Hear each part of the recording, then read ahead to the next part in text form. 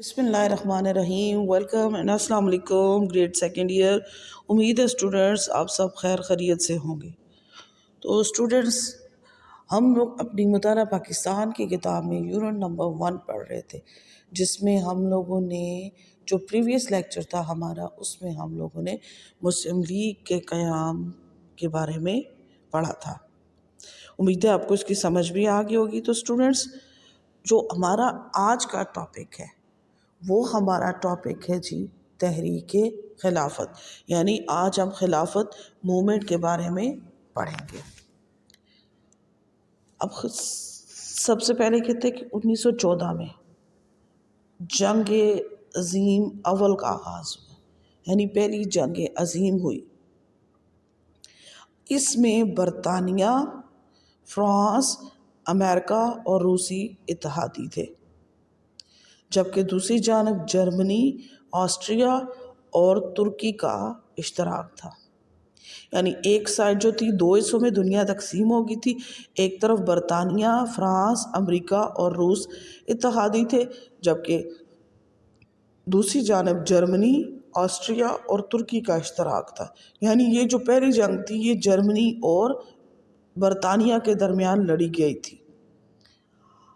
اب یہاں پہ ہے کہ ترکی جو بیچ میں شامل ہوا، ترکی کو دنیا بھر کے مسلمانوں کا مرکز مانا جاتا تھا۔ مرکز کیوں مانا جاتا ہے؟ کہ تحریک خلافت جو تھی، جو ہے خلفائے راشدین کے بعد جو خلیفہ کا خطاب تھا، وہ نسل در نسل جو تھا بنو امیہ، بنو عباسیہ اور عثمانیہ سلطنت تک چلتا رہا، اور جو برصغیر پاک و ہند کے مسلمان تھے ان کے لیے خلیفہ اور خلافت ہمیشہ ہی امتیازی حیثیت کی حامل رہی تھی۔ اور یہ جو تھا ترکی کو مسلمان جو تھے وہ بہت کہتے ہیں اس کو متبرک مانتے تھے۔ ترکی کے خلیفہ جو تھے انہیں برصغیر کے مسلمان اپنا خلیفہ تسلیم کرتے تھے، اور ترکی جو تھا ان دنوں زوال پذیر تھا، انتہائی مشکل صورتحال سے دوچار تھا، اور یہ تھا کہ ایسی صورت میں مسلمانوں کا مرکز ختم ہونے کا بھی خدشہ تھا، اور وہ چاہتے تھے کہ کسی طریقے سے یہ نہ ہو کہ ہمارا جو ہے وہ ہم لوگوں نے جو اقتدار ہمارا مرکز ہے وہ ختم نہ ہو جائے۔ انہیں گمان تھا کہ ترکی کو شکست دینے کے بعد اس کے علاقے اتحادی ممالک آپس میں بانٹ لیں گے اور ان کا اقتدار اعلیٰ ختم ہو جائے گا۔ ان دنوں ترکی ایک بہت ہی وسیع ملک تھا، جس کی سرحدیں شمال مشرق اور شمالی افریقہ تک پھیلی ہوئی تھی۔ حجاز مقدس کی سرزمین بھی ترکوں کے کنٹرول میں تھی۔ یوں کہو کہ مکہ معظمہ اور مدینہ منورہ کے شہر بھی اتحادیوں کے قبضے میں جا سکتے تھے، یعنی یہ بھی ترکی کے انڈر تھا، مکہ مدینہ منورہ، اور اگر وہ اس پہ کنٹرول کر لیتے اتحادی تو یہ شہر جو تھے یہ ان کے قبضے میں جا سکتے تھے۔ ان حالات کو دیکھتے ہوئے برصغیر کے مسلمانوں نے کیا کیا، 1919 میں ایک بڑی تحریک کا آغاز کیا، اور خلافت کی تحفظ کی اس تحریک کو تحریک خلافت کا نام دیا جاتا ہے۔ اور یہ جو تھی تحریک خلافت جو تھی 22 دسمبر 1919 کو آل انڈیا خلافت کی جو ہے کمیٹی کی بنیاد رکھی گئی تھی۔ اب اس طرح سے تھا کہ جب دوسری جنگ عظیم شروع ہوئی تو انہوں نے کہا کہ ہم لوگ جو ہیں انگریزوں مسلمانوں نے بات کی کہ ہم لوگ آپ کے ساتھ اس لیے شامل ہو جائیں گے کہ اگر آپ جنگ وعدہ کریں گے، اگر جنگ میں آپ کامیاب ہو جاتے ہیں تو آپ مسلمانوں کے مذہبی مقامات کا تحفظ جو ہے وہ کہ ان کے مذہبی مقامات کا تحفظ کریں گے، اور جو سلطنت عثمانیہ کی علاقائی سالمیت ہے اس کو کوئی نقصان نہیں پہنچایا جائے گا۔ انگریزوں نے یہ یقین دہانی کروائی کہ ہم خلافت کا ادارہ برقرار رکھا جائے گا۔ تو اس یقین دہانی کے بعد ہندوستان کے مسلمانوں نے کیا کیا، جنگ میں برطانوی حکومت کا بھرپور ساتھ دیا۔ ہزاروں مسلمانوں نے رضاکارانہ طور پر انگریزوں کی طرف سے جنگ میں حصہ لیا۔ برطانیہ کو اس جنگ میں فتح حاصل ہوگی۔ جنگ کے خاتمے کے بعد کیا ہوا کہ اختتام پر برطانیہ نے ہندوستان کو مسلمانوں سے جو بھی وعدے کیے ہوئے تھے ان کی وعدہ خلافی کر کے انہوں نے سلطنت عثمانیہ کے ٹکڑے کر کے برطانیہ کے جو الائز تھے، جو اتحادی تھے، ان میں تقسیم کرنا شروع کر دیے۔ اس سے مسلمانوں کو بہت زیادہ دکھ ہوا۔ انہوں نے کہا کہ سلطنت عثمانیہ کے تحفظ اور خلیفہ کے اختیارات اور احترام کو بحال کرنے کے لیے انہوں نے ایک تحریک چلائی جسے تحریک خلافت کا نام دیا جاتا ہے۔ یعنی یہ جو تحریک جو چلائی گئی تھی کہ خلافت کے تحفظ کے لیے، اس تحریک کو تحریک خلافت کا نام دیا جاتا ہے۔ تو یہ جو تحریک تھی، اس میں جو تھی 22 ستمبر 1919 کو آل انڈیا خلافت کمیٹی کی بنیاد رکھی گئی اور 23 نومبر 1919 کو دہلی میں خلافت کانفرنس منعقد ہوئی۔ جو خلافت کانفرنس تھی، اس کی صدارت مولوی فضل الحق نے کی۔ اس موقع پر گاندھی کی قیادت میں کانگریس نے بھی خلافت کے مسئلے پر مسلمانوں سے تعاون کرنے کا فیصلہ کیا، یعنی جو ہندو تھے وہ بھی مسلمانوں کے ساتھ شامل ہو گئے تھے اور اس کے شامل ہو گئے۔ اور جنوری 1920 میں مسلمانوں کے ایک وفد نے وائس رائے سے ملاقات کی اور خلافت کے مسئلے پر اپنے مطالبات سے آگاہ کیا۔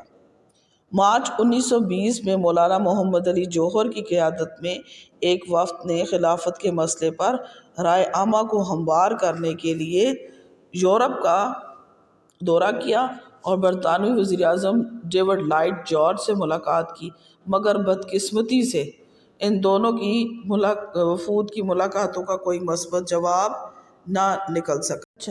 یہ جو تحریک تھی، اس کے قائدین میں مولانا محمد علی جوہر، مولانا شوکت علی، مولانا حسرت موہانی، مولانا ظفر علی خان، ابوالکلام آزاد، حکیم اجمل خان اور دوسرے بہت سے ایسے رہنما تھے جنہوں نے اپنی داخلی سیاست کو نظر انداز کرتے ہوئے تمام در توجہ خلافت کے مسئلے پر مرکوز کی۔ اور انہوں نے جو تھا یہ کہ جو محمد علی جوہر کی قیادت میں وفد نے ملاقات کی اور اسے ہندوستانی مسلمانوں کے جذبات سے آگاہ کرنے لگے۔ برطانوی وفد سیاستدانوں سے ملا، مغربی ممالک میں مختلف شہروں میں جلسے ہوئے، واپس آئے تو برصغیر کے طول و عرض میں جلوس نکالے، جلسوں کا اہتمام کیا۔ تحریک خلافت کو برصغیر میں چلائی جانے والی تمام تحریکوں میں سب سے زیادہ پرجوش اور زبردست مانا جاتا ہے۔ اب کہتے کہ اس تحریک کے مقاصد کیا تھے۔ تحریک خلافت ایک کثیر المقاصد تحریک تھی، یعنی اس میں بہت زیادہ مسلمانوں کے مقاصد تھے۔ اس نے برصغیر میں مسلمانوں کو ایک پلیٹ فارم پر منظم کیا، ایک جگہ پر سارے مسلمان اکٹھے ہوئے اور وقتی طور پر آل انڈیا مسلم لیگ کی طرف سے مسلم عوام کی توجہ ہٹ گئی۔ وہ خلافت کے تحفظ کے لیے جان و مال کی بازی لگائے بیٹھے تھے۔ تحریک کے سامنے 3 اہم مقاصد درج ذیل تھے۔ نمبر 1 پہ ترکی بحیثیت ایک مملکت قائم رہے، شکست کی صورت میں اس کی جغرافیائی سرحدیں جوں کی توں رہیں، اس کے ٹکڑے نہ کیے جائیں، پہلا۔ دوسرے نمبر پہ کہتا ہے خلیفہ موجود رہے اور ترکی میں خلافت کا ادارہ اپنی حیثیت برقرار رکھے۔ تیسرے نمبر پہ حجاز مقدس کی حرمت پر کوئی آنچ نہ آئے، غیر مسلم افواج جتنی بھی ہیں ان دونوں شہروں میں داخل نہ ہوں۔ اب تحریک کی سرگرمیاں کیا تھیں؟ تحریک خلافت کے تحت وفود بھیجے گئے۔ وفود نے یورپی ممالک اور خصوصاً برطانیہ میں برصغیر کی مسلم رائے عامہ سے حکومتوں کو آگاہ کیا۔ ڈاکٹروں نرسوں کے گروپ ترک مجاہدین کی مرہم پٹی کے لیے بھیجے گئے، ادویات بھی فراہم کی گئیں، ترک حکومت کو رقوم مہیا کی گئیں۔ مسلم عوام نے کثیر دولت کرنسی سونے اور چاندی کی صورت میں جمع کر کے ترکی کی مال امداد کے لیے روانہ کی۔ برصغیر کے چھوٹے بڑے شہروں قصبوں میں بڑے بڑے جلوس نکالے گئے، جلسے منظم کیے گئے، ہڑتالیں کی گئیں۔ مسلم عوام نے بڑی تعداد میں گرفتاریاں پیش کی، تحریک کے لیڈروں کو جیل میں بند کر دیا گیا، لیکن تحریک کی آب و تاب میں کوئی فرق نہیں آیا۔ اچھا، اور اس کے ساتھ جیسے ہی تحریک کا سٹارٹ ہوا تو انہوں نے کہا کہ کیا کر دینا چاہیے۔ انہوں نے کہا کہ ہم لوگ جو ہیں بائیکاٹ کرتے ہیں تمام چیزوں کا۔ انہوں نے کہا کہ اس کے ساتھ مل گئے گاندھی کے ساتھ، انہوں نے کہا کہ ہر قسم کی جو چیز ہے اس کا بائیکاٹ کیا جائے گا۔ اب انہوں نے بائیکاٹ کیا کہ جو بھی ملتی ہے برطانیہ کی طرف سے جو ایڈ ملے گی وہ ہم لوگ کو نہیں مانیں گے، انگریزی عدالتوں میں سے مقدمات واپس لے لیے گئے، وکلاء نے عدالتوں کا بائیکاٹ کیا، اور جتنی بھی برطانیہ کی اشیاء صنعتی اشیاء تھی وہ ساری کی ساری انہوں نے ترک کر دی۔ اب گاندھی جو اس میں شامل ہو گئے تھے، تو اب کہتے ہیں کہ گاندھی کا کردار کیا تھا؟ تو گاندھی کا اس میں کردار تھا کہ گاندھی کو موقع مل گیا کہ مسلمانوں کو اپنے مقاصد کے لیے استعمال کر سکے۔ اس نے کھلم کھلا تحریک خلافت کی حمایت کی، تحریک کے جلسوں میں شرکت کی، مسلمانوں کو اپنے پورے تعاون کا یقین دلایا۔ انڈین نیشنل کانگریس نے گاندھی کے کہنے پر تحریک کا پورا ساتھ دیا۔ گاندھی نے جنگ عظیم اول کے دوران، جو جنگ عظیم اول تھی اس میں دوران اس نے تحریک عدم تعاون چلائی تھی، تحریک ترک موالات چلائی تھی، اور سول نافرمانی کی تحریک شروع کر رکھی تھی۔ اب تحریک خلافت کی حمایت کر کے وہ مسلمانوں کو بھی اپنی تحریکوں میں شامل کرنے میں کامیاب ہو گیا۔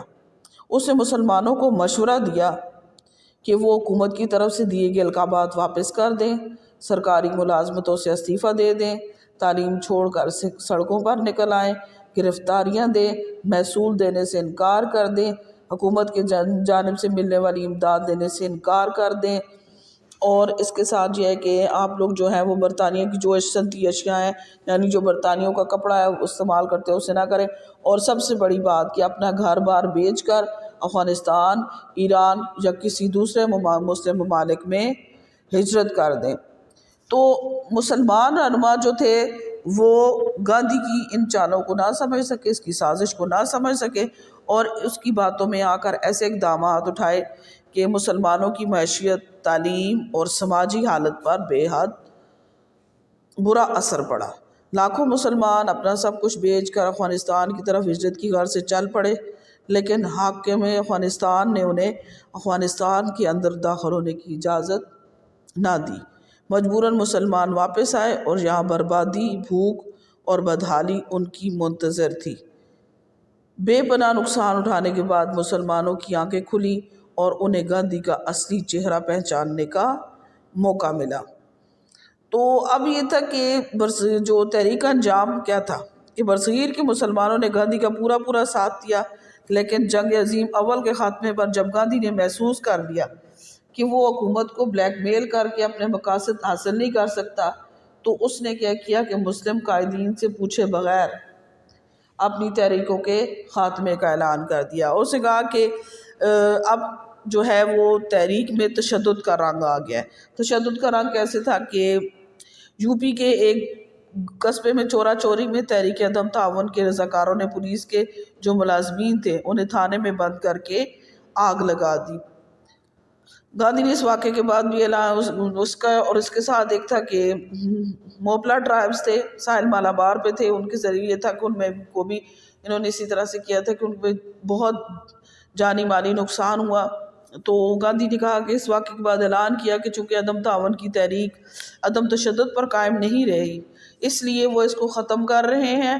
تحریک عدم تعاون کے خاتمے کے بعد تحریک خلافت کچھ عرصے تک جاری رہی، مگر اس کا زور بڑی حد تک ٹوٹ گیا تھا۔ یعنی جو خلافت انہوں نے چلائی تھی اس کو کا جب خاتمہ ہوا، جس سے مسلمانوں کو شدید مایوسی ہوئی۔ دوسری جانب کیا تھا کہ ترکی جو شکست کے قریب پہنچ چکا تھا کہ ایک جرنیل غازی مصطفیٰ کمال پاشا نے بکھری ہوئی افواج کو دوبارہ یکجا کیا، ان میں نیا حوصلہ پیدا کیا۔ مصطفیٰ کمال پاشا نے ترک جو خلیفہ کو اقتدار سے ہلاک کر کے ملک کی سربراہی خود سنبھال لی۔ روس اور برطانیہ دونوں ترکی پر قبضے کا ارادہ رکھتے تھے،